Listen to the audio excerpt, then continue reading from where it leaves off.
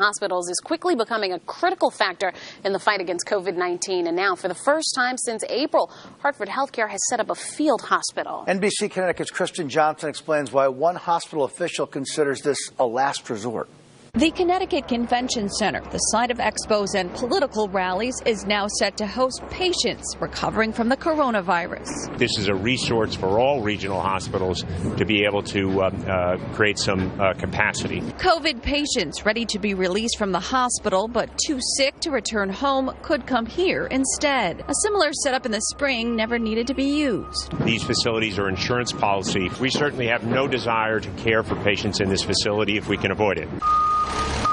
600 beds were brought back out of the New Britain warehouse where they've been stored since summer. 70 members of the Air and Army National Guard started setting up this morning with plans to wrap up over the weekend.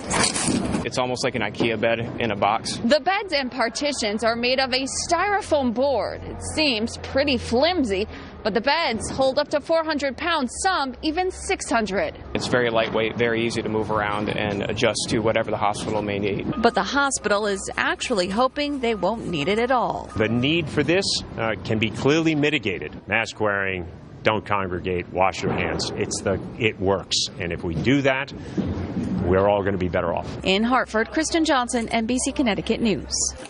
A new COVID recovery center is opening next week in Waterford. The Department of Public Health says it is planning to open a new 30-bed facility at Green Tree Manor Nursing and Rehab Center. It will serve folks in southeastern Connecticut who are COVID positive, have been released from the hospital, but still need some type of care. The Waterford Center is the fifth to open, giving the state some 337 beds for people who need them.